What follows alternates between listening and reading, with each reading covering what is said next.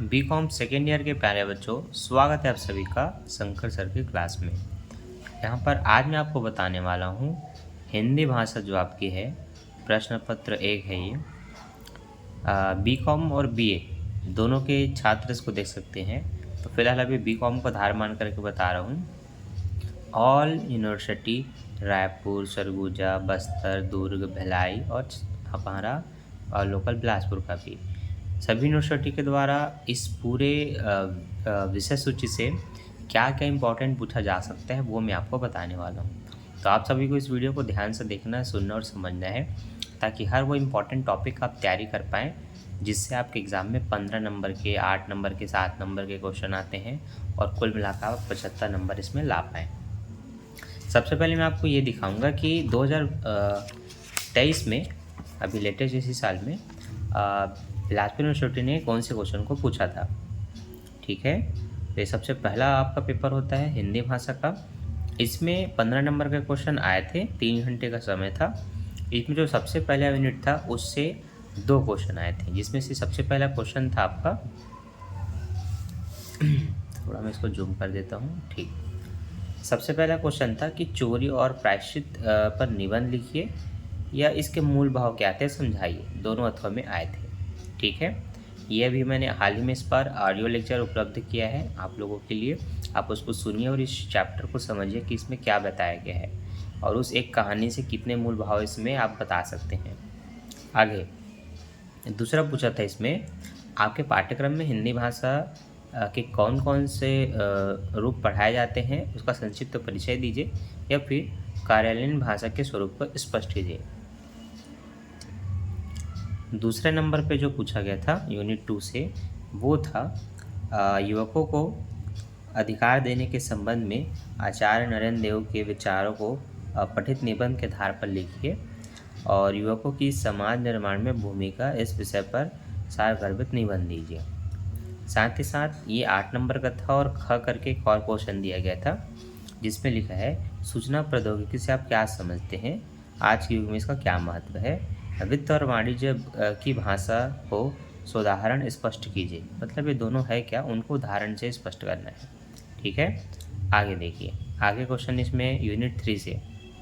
देखिए, आपको मैं इसलिए क्वेश्चन पेपर दिखा रहा हूँ ताकि आपको एक आइडिया पता चल जाए कि क्वेश्चन 2 ठो पूछा जा रहा है, खंड क और ख करके, जिसमें से एक 8 नंबर का हो रहा है, दूसरा 7 नंबर का हो रहा है। इसी तरह से कंटिन्यू किया हमने उदाहरण 2 में।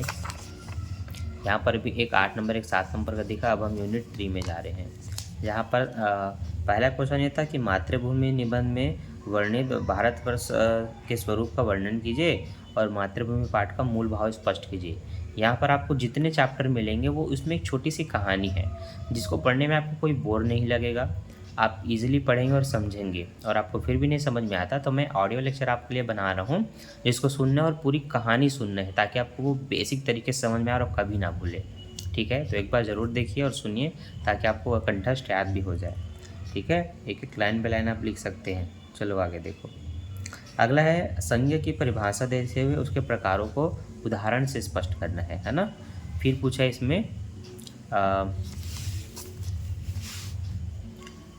क्रिया विश्लेषण की परिभाषा दीजिए और इसके प्रकारों को सोदाहरण लिखिए। ठीक है, अगला जो क्वेश्चन था हमारे यूनिट 4 से,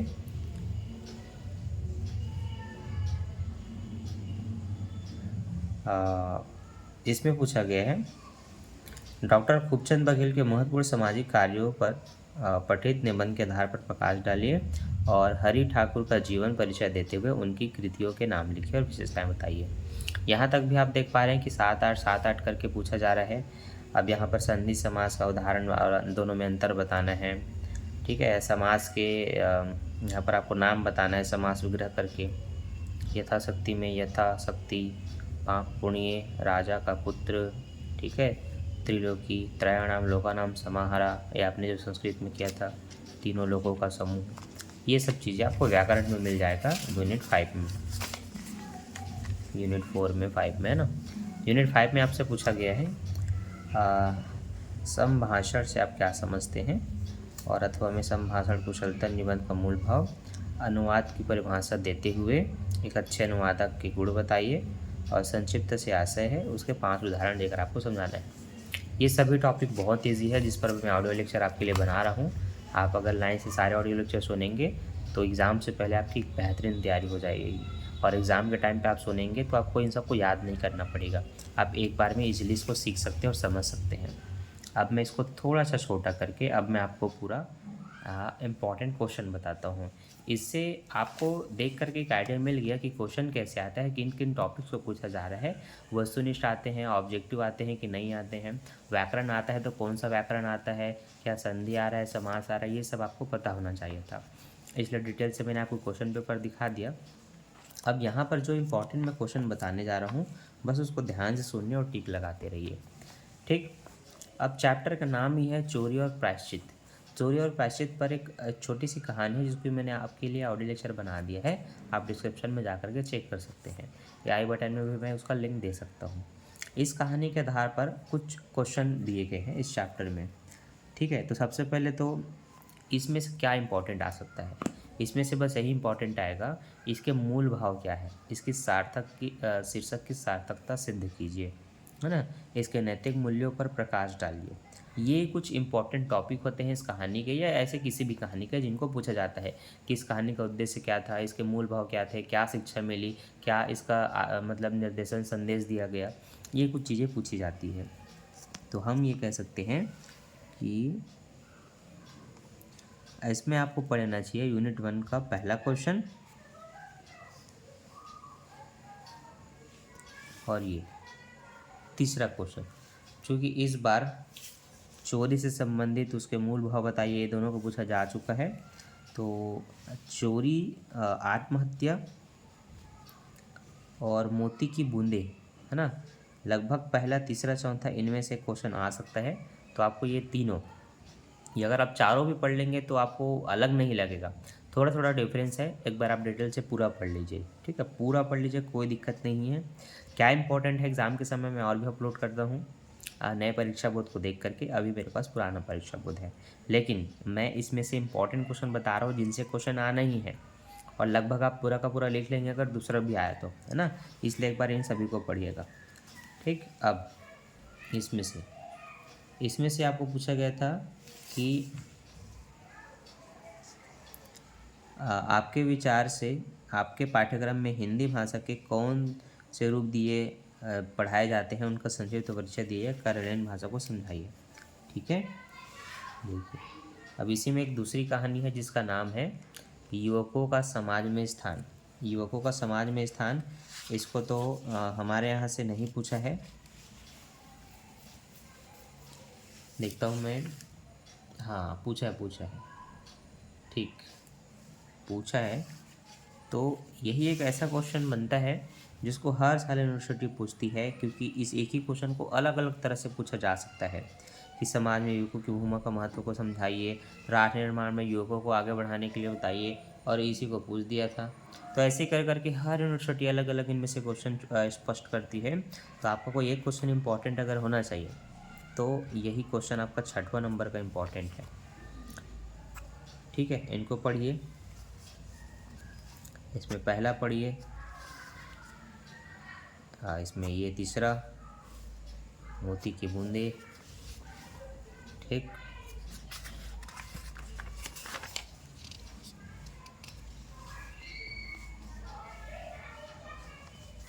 ठीक, यहाँ पर 8वां और 9वां दोनों ही काफ़ी इम्पोर्टेंट है। तो ये दोनों 9वां, 8वां 9वां क्वेश्चन आपको पढ़ लेना है ताकि आप डिटेल से लिख सकें जब एग्ज़ाम में आए, आपसे कुछ छूटे ना। ठीक है, अगला क्वेश्चन मातृभूमि से संबंधित। मातृभूमि में मातृभूमि का सारांश अपने शब्दों में लिखिए, ये क्वेश्चन आता है। ठीक है, ये आ सकता है। और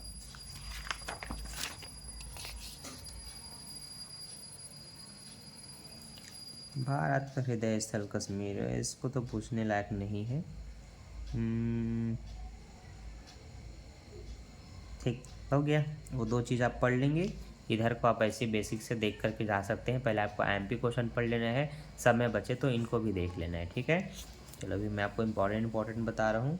डॉक्टर खूबचंद बघेल, इनकी कहानी पर प्रकाश डाली, ये क्वेश्चन को पूछा गया है हमारे द्वारा, बिलासपुर यूनिवर्सिटी के द्वारा। तो फिर भी इन्हीं में से क्वेश्चन आ सकता है, तो आपका ये 16 नंबर का क्वेश्चन इंपॉर्टेंट होता है। इसका सारांश को अपने शब्दों में लिखिए, ये पूछा जाता है ना, ये ऐसे टॉपिक होते हैं कि किसी भी कहानी के क्वेश्चन में पूछा जाता है। अगला क्वेश्चन है 18 नंबर का, जिसको बहुत अथवा करके इतना लंबा दिया गया है कि पूरा एक पेज इसी एक क्वेश्चन में भर गया है। तो ये काफ़ी इंपॉर्टेंट हो जाता है आप सभी के लिए, ऐसे क्वेश्चन को बिल्कुल नहीं छोड़ना है, पढ़ के जाना है। ठीक है, चलिए ठीक। आप छत्तीसगढ़ प्रदेश में, अब छत्तीसगढ़ प्रदेश के अस्तित्व में आने से पहले प्रारंभिक सूत्रों को बताइए, है ना। वैसे एग्ज़ाम में ये नहीं आना चाहिए, और अगर आता है तो आपको अगर डर है तो आप अपने एग्ज़ाम से पहले देख सकते हैं। ये आपके लिए क्यों नहीं आता है, क्योंकि ये सब बीए वगैरह में पूछे जाते हैं, क्योंकि बीए लिखा भी है ना। कोई यूनिवर्सिटी बीकॉम में पूछ सकती है, लेकिन ये बीए का क्वेश्चन है, इसलिए आपको नहीं देखना है। अब भाषण कुशलता, इसमें से पूछा जाता है क्वेश्चन, आपने देखा इसमें से क्वेश्चन आया है, तो आपको पढ़ लेना है, आपको इसको छोड़ना नहीं है।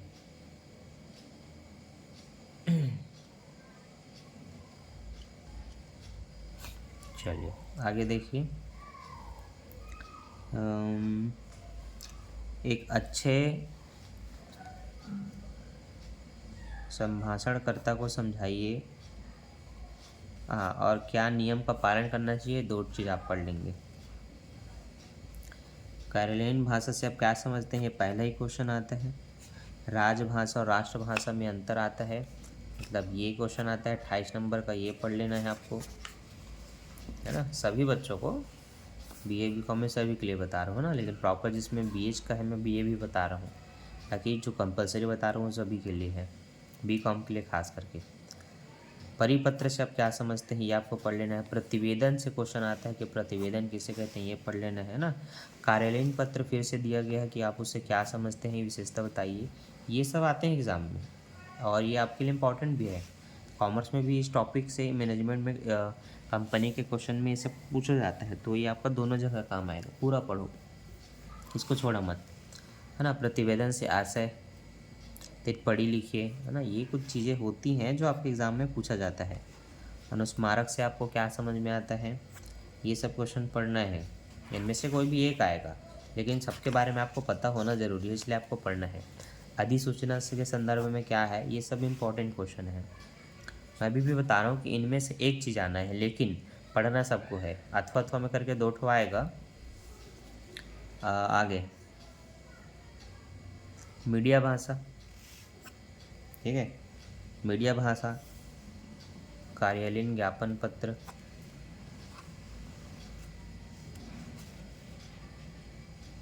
प्रिंट मीडिया, विज्ञापन पर लेख, प्रिंट मीडिया, इन दोनों को पढ़ लेना भाई, ताकि आपको थोड़ा टॉपिक पता रहे। वैसे मैं ऑडियो लेक्चर उपलब्ध कराऊंगा आपको, ताकि आपको सुन के याद हो जाए, है ना। लेकिन फिर भी अपने स्व इच्छा के लिए खुद से पढ़ लेना, एक बार देख लेना जो जो क्वेश्चन मैं टिक लगा रहा हूँ, ठीक है। चलिए, वित्त वाणिज्य की भाषा, आपने क्वेश्चन देखा था, है ना। वित्त का महत्व आधुनिक समय में बढ़ गया है। मशीन की भाषा, मशीन भाषा की गुण दोष,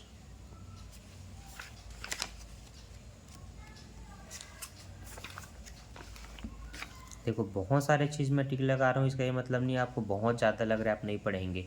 पढ़ना है, कठिन कुछ भी नहीं है। कहानी की तरह पढ़ो, मतलब वो समझो कि ये सब कहानी है, पढ़ोगे और उसको याद नहीं करना है, केवल समझना है, ठीक है। याद तो मैं आपको करवाऊँगा, लेकिन अभी आपको समझना है।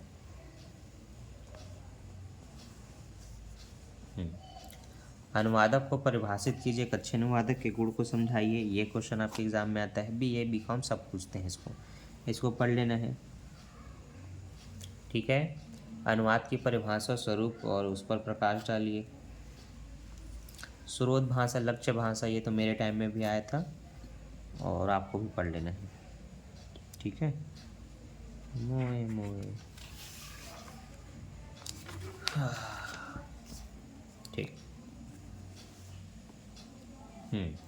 व्याकरण खंड यहाँ से शुरू हो जाता है, जिसमें आपको संज्ञा, समास, इन सब की अगर आप थ्योरी नहीं पढ़ते तो कम से कम आपको उदाहरण वगैरह देख करके जाना है ना, इनसे तो क्वेश्चन आता ही है।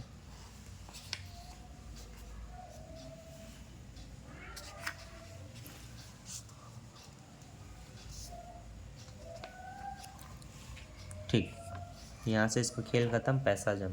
तो इतने सारे टॉपिक्स थे जो इम्पोर्टेंट थे, आपको इन सभी को देख लेना है, वीडियो को फिर से रिवाइंड करके, ताकि कोई भी टॉपिक छूट ना जाए। इतना अभी से पढ़ के रख लेते हो, 1 महीने 1 हफ्ते 10 दिन का टारगेट लेकर के, तो समझ लो आप अपने एग्ज़ाम का 75% तैयारी अभी से कर लेते हैं। बाकी ऑडियो लेक्चर आएगा तो पूरा 100% हो जाएगा। और अगर आप बहुत अच्छे से पढ़ लेते हैं तो आप अभी 10 ही दिन में आप अपना 100% कर सकते हैं। तो मैं मिलता हूँ नेक्स्ट वीडियो में, ऐसे ही अगले इम्पॉर्टेंट वीडियो में लेकर के आऊँगा इंग्लिश का और बाकी हर एक सब्जेक्ट का जो आपके लिए इम्पॉर्टेंट है। तो उसके लिए पार्ट 2 का कमेंट कर देना, और समझ में आया तो वीडियो को लाइक कर देना। कोई भी डाउट हो तो कमेंट करके पूछ सकते हो, और वीडियो को लाइक करना मत भूला करो, लाइक किया करो, मुझे अच्छा लगता है। लाइक कर देना, चैनल को सब्सक्राइब कर लेना और दोस्तों में शेयर कर देना। Bye bye.